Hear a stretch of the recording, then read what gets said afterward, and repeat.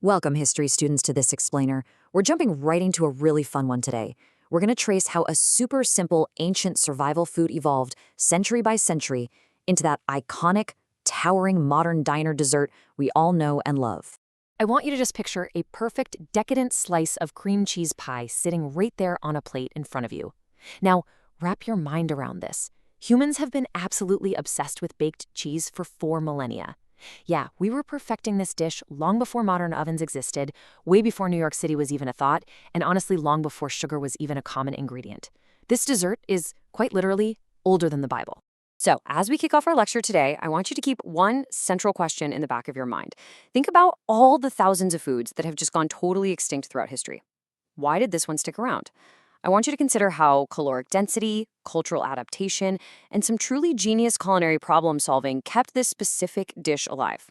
I mean, it survived plagues, a complete lack of refrigeration, and the total collapse of empires, all through sheer trial and error. Okay, let's map out our syllabus. We're going to cover 1. The ancient power bar, 2. Rome's imperial pastry conquest, 3. Medieval regional cheese variations, 4. The cream cheese accident, and 5. The science of the modern slice. Starting off with Section 1, the ancient power bar, Samos, Greece, and the first Olympic athletes. So our chronological roadmap starts on the Greek islands around 2000 BCE. Keep in mind, this is an era completely devoid of refrigeration or modern dairy processing. From there, we'll see the dish jump into Roman texts by 160 BCE, show up in English royal courts in 1390 CE, and finally conquer American delis in 1929. It all started with a brilliantly simple first recipe. Without modern conveniences, the Greeks just relied on what they had laying around. They'd take fresh cheese from goats or sheep, pound it smooth in a heavy stone mortar, mix it with honey and ground wheat, and shape it into these flat little rounds. It was usually topped with local stuff, like figs, and then literally baked directly on hot stones over an open fire. And the societal impact of this dish was massive. The Greek physician Samos actually wrote an entire book dedicated to the art of making cheesecakes in the 5th century BCE. And even earlier than that, back in 776 BCE, athletes at the very first Olympic Games were eating it. So the absolutely crucial takeaway here is that this wasn't just a casual sweet after-dinner dessert. The dense calories and protein made it an essential ancient power bar. These athletes believed this specific food gave them literal physical strength directly from the gods. Moving on to Section 2, Rome's imperial pastry conquest, adding structure and crust. When Rome took over, they definitely assimilated the Greeks' culinary secrets, but they immediately started upgrading them. The Romans introduced 2 absolute game changers: eggs for structural integrity and a pastry crust. As Cato the Elder documented around 160 BCE, they essentially created 2 distinct variations. You had libum, which was a smaller cake used specifically as an offering to household gods, and then you had the magnificent placenta. This one was much closer to what we'd recognize today: layers of pastry dough filled with cheese and honey and beautifully flavored with bay leaves. And of course, as Roman soldiers marched all across Europe, they carried these brilliant recipes right along with them. Which brings us to Section 3, medieval regional cheese variations. Europe gets creative.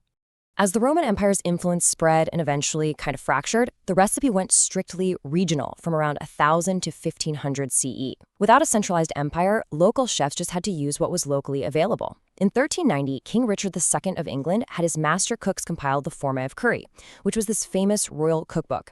It introduced a totally brilliant new variation called sambacade. Since sugarcane was still completely unavailable in Europe, honey was still the sweetener. But they started adding yeast, creating this sort of bready variation, and they flavored it with elderflower and rosewater. As we look across the continent, you can see how the core recipe acted as this amazing blank canvas for local ingredients. The Germans adapted the dish into Käsekuchen, utilizing quark, which is a sour, fresh cheese, and baking it in tall spring-form pans.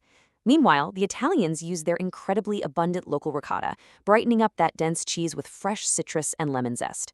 But hey, keep this in mind. None of these were truly, richly sweet by our modern diner standards. The major turning point for that was still to come.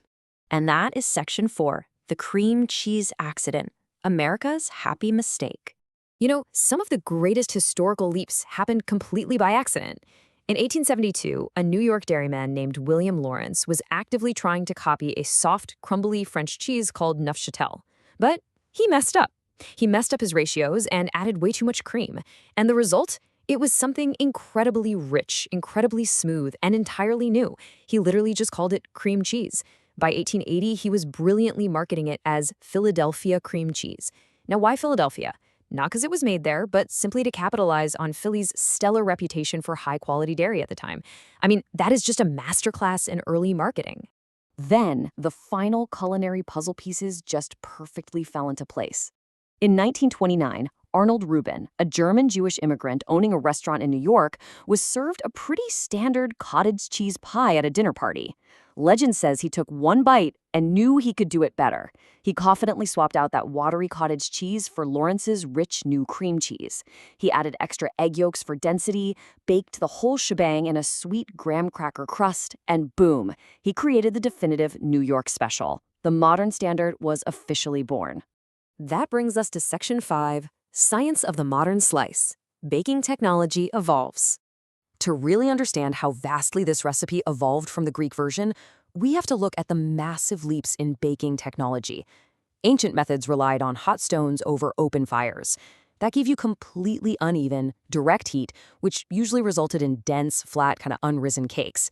Compare that to the modern era of temperature-controlled ovens. These give us regulated ambient heat, allowing for those tall, beautifully structured, evenly baked masterpieces we see in delis today, all without completely scorching the outside. But there was a catch.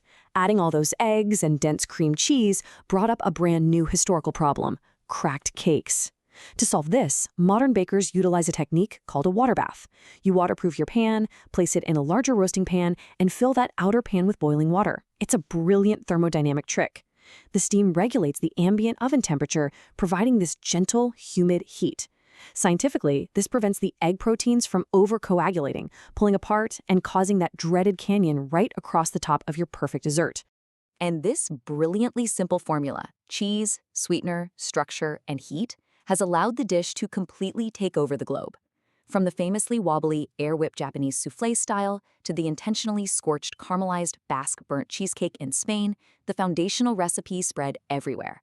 It proves that the core formula was, and honestly still is, incredibly adaptable to local ingredients in ever-changing global tastes. Ultimately, across 4,000 years, we really just kept swapping out the cheese and adding more sugar.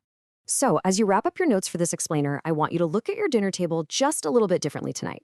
Realizing that your favorite diner dessert survived plagues, empires, and literally millennia without refrigeration, all through sheer human ingenuity and trial and error, it leaves us with one pretty provocative question to end on.